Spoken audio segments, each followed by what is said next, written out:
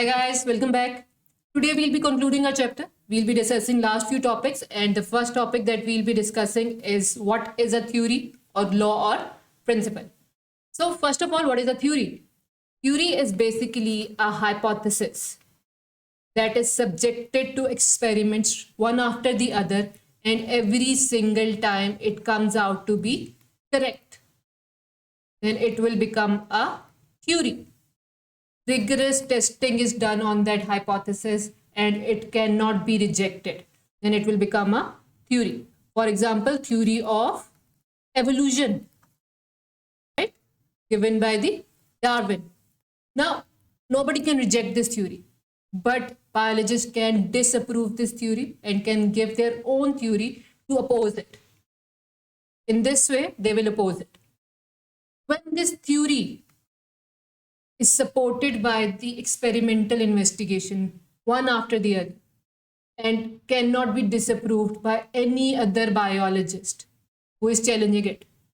If it is not disapproved by anyone, then it will become a law or a principle.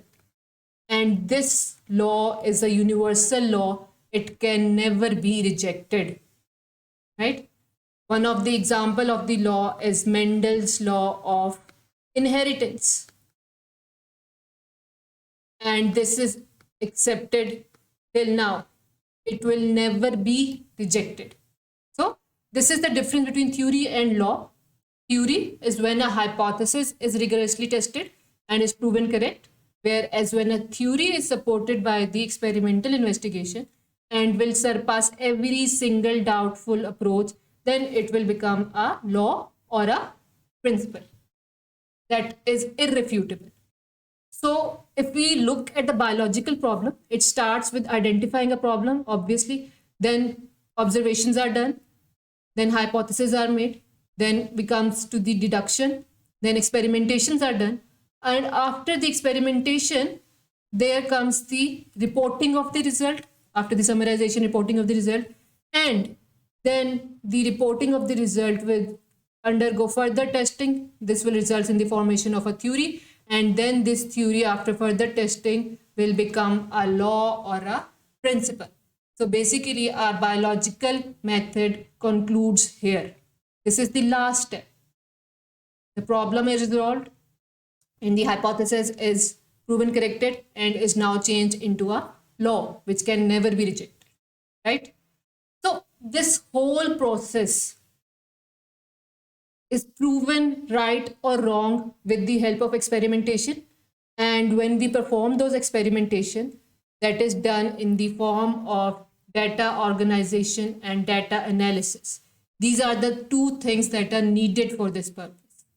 Whenever we will perform certain experiment, whenever we'll get certain results of those tests, then we will have to organize that data in the form of graphs, in the form of tables, in the form of flowcharts or diagrams or maps. Number of things are there in which that data can be organized. What is the purpose of organization? The purpose is that we are going to show this to the world, right?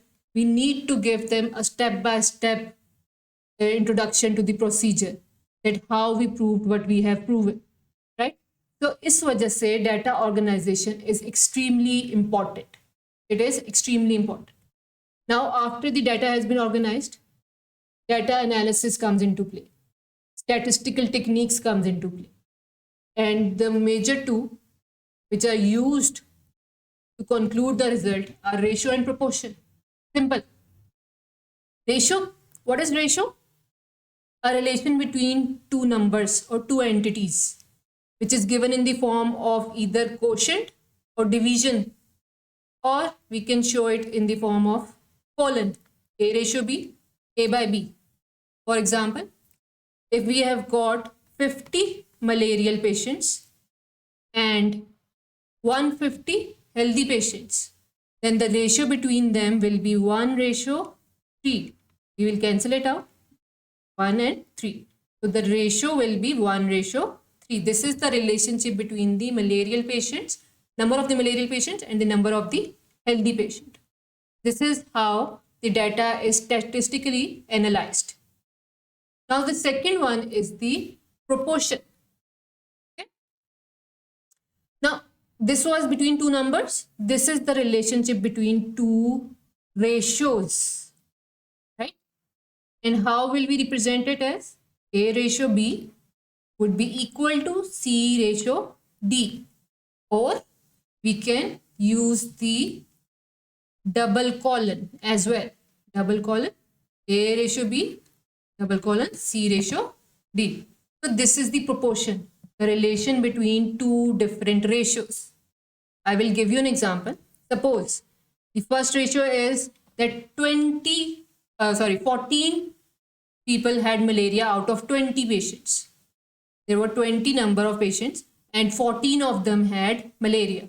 Now, if we have to find out that there are a total of 100 individuals and we do not want to perform the blood test, what would be the ratio, a rough ratio or a rough proportion that can be deducted from it?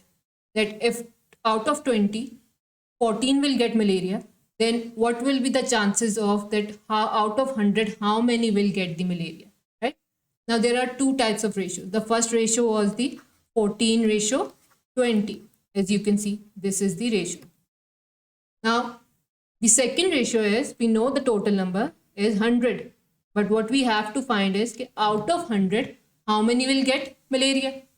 So, X is what we have to find, right? So, what we'll do, X by 100, X we have to find is equal to 14 by 20. What we are going to do, X by 100 is equal to 14 by 20. We knew that the relation between two ratios is given with the help of the equal sign. Now what will happen? This 100 is dividing here, it will go there and it will get multiplied. It's a rule of maths, you already know that. X is equal to 14 into 100 by 20. If we'll calculate it, then X will come out to be 70. So if 14 people out of 20 can get malaria, then 70 out of 100 will have chances to get malaria. We can get the rough estimate and then we can perform the experimentation and prove it. This is how statistical techniques come into play. Clear? So this is what data analysis and data organization play. This is how data analysis and data organization plays their role in the biological method. Clear? On the last thing, I will discuss that what is the branch called as that deals with all of these, that deals with the computational techniques, different softwares, different technology that are being used to identify different problems that are associated with living organisms, and different statistical techniques. That branch that deals with these techniques to resolve the biological issues and biological problems, that branch is known as bioinformatics. Number of problems can be resolved with the help of this. We can use it to find number of different things in gene. We can use to determine the protein structure. We can use it to determine the interaction between protein and protein. So these are all the things that we can study out of large number of other things with the help of this branch, bioinformatics. This concludes our chapter discussing the use of the biological method to solve the biological problem. I hope it was clear and I hope that it was interesting to you as well. If you have got any issue, let me know in the comment section. And if you have got any suggestion, let me know that as well. It was, I would love to hear back from you. And subscribe to my channel, like it, share it, follow me on Instagram. Thank you so much for joining. See you next time. Take care. Bye-bye.